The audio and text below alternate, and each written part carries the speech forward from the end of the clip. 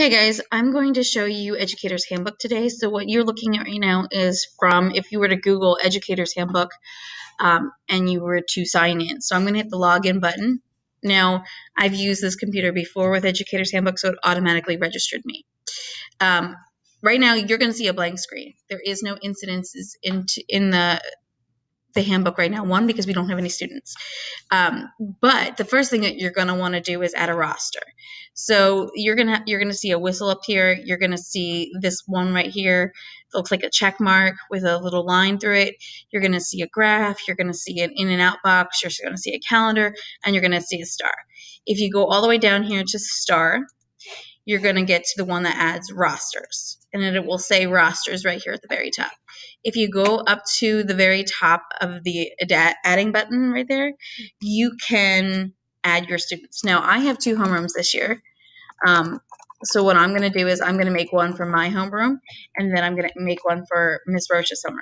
So what I would normally do is I would go in here, name it, and then I would start searching students. And I know I have Addison Davis. And right now, she's still coming up as a 4th grade student. That's because in Power School, they haven't switched everybody over. You're going to want to wait to do your rosters when maybe a week, 2 weeks. You shouldn't have any incidences in your that you have to document the first 10 days of school. The whole point of this was that we're making sure that we are really building those bonds with our students that the first 4 days of school we would not have. And so I would like to add Addison. I can continue to add students. Once I do that, I can hit save. My roster is saved. This doesn't mean it goes to Mr. Davis, okay? This just means I can track Addison's referrals. If she gets written up in art, if she gets written up in Chinese, it will show up. But that's just a student I can track. I can always go back and edit my roster. Back here, if I click over on this pencil here, I can add more students to my rosters. Mr. Davis can then approve the rosters, and you should be able to see it.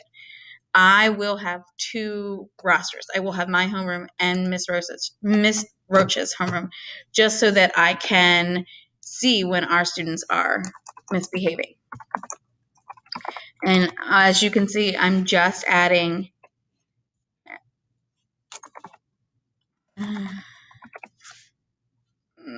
I'm not quite sure. I had a Christian in that group.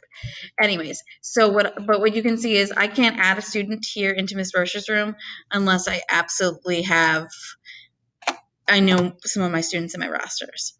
So until when I know Miss Rocha's roster, then I can actually add it.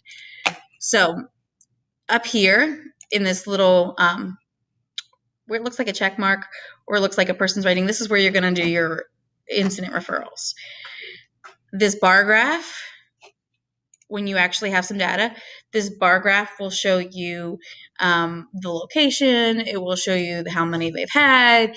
It will show you a whole bunch of different things in regards to tracking that student's behavior. This is where you're going to want to have these incidences recorded so that when you go to SST for behavior or you're having a parent-teacher conference, you can reference this. Be careful when you do this that you are not adding an offender's name. If Johnny hit Robbie, Johnny hit another student. Because if once you print this out, it's now a legal binding paper, and that parent can have every right to have that name. So please be very careful with giving parents. Mr. Davis is usually the only one that does this in regards to printing out this stuff. This box right here is an inbox. If Mr. Davis or Miss Perkins decide to follow up with a incident, they can actually, when they add their behavior log or they add a consequence, it'll pop up here in your inbox letting you know that they took care of it. This calendar is another great way. The dots on your calendar will tell you incidences. At the very beginning, you might have 1 dot for the whole month, and then if you have a child who has reoccurring behaviors, you might see dots every day. That's just kind of another way to track behavior over time. And then this button, of course, is your rosters. The nice thing that I just noticed up here, let me back up to the main screen. The main thing up here is office referrals. If you are writing a child up for hitting somebody else, it's an office referral. If you are writing them up for calling out after you talk to them 4 times. Do not write it as an office referral unless they've done it, unless you have 4 or 5 minor incidences prior. Minor incidents means you handled it in the classroom, but you're just letting and documenting and making sure it's done correctly. If you are wanting the office to deal with it, then it gets written up as an office referral. Once it's out of your hands, if the office handles down a punishment or a consequence that you don't like, that's out of your hands. So you need to be very mindful of, once you take the power away from you, it's you don't want to play that principal card or assistant principal card too soon, because once you play that card, they're never going to see you as an authoritative person. So make sure you're very specific. We have been very fortunate. They have added Chinese classroom to our list here. Choose a subject. Be as specific as you can. If it happened while you're transitioning, then you need to write non-academic area. That's most of where we see our issues. Choose an arrangement. Was it seat work, busy work, transition? Most of the time it's either transition or unstructured activity time. And then you're just going to write what happened, provide a description, and add an offender. And you're going to hit your save button.